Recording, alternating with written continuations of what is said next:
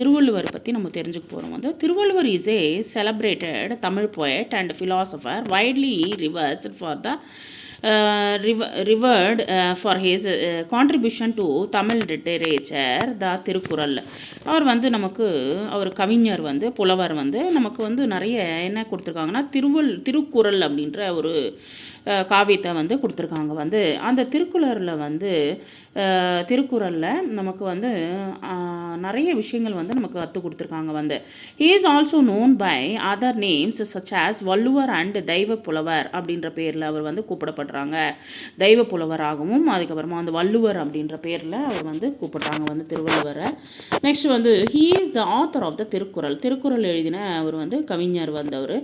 A collection of couplets on ethics, அதில் நீதி சம்மந்தமானதும், பொலிட்டிக்கல் அரசியல் சம்மந்தமானதும், அண்ட் எக்கனாமிக் நம்மளுடைய எக்கனாமிக் சம்மந்தமான நம்ம வரவு செலவு, தட் மீன்ஸ் ஒரு வீட்டில் வரவு செலவாக இருந்தாலும் சரி, நாட்டில் வரவு செலவாக இருந்தாலும் சரி, அதுக்கு சம்மந்தமான ஒரு எக்கனாமிக்கல் மேட்டர்ஸை பற்றியும், அதுக்கப்புறமா அண்டு லவ் காதல் பற்றியும் அவர் இந்த இதில் சொல்லப்பட்டிருக்கு.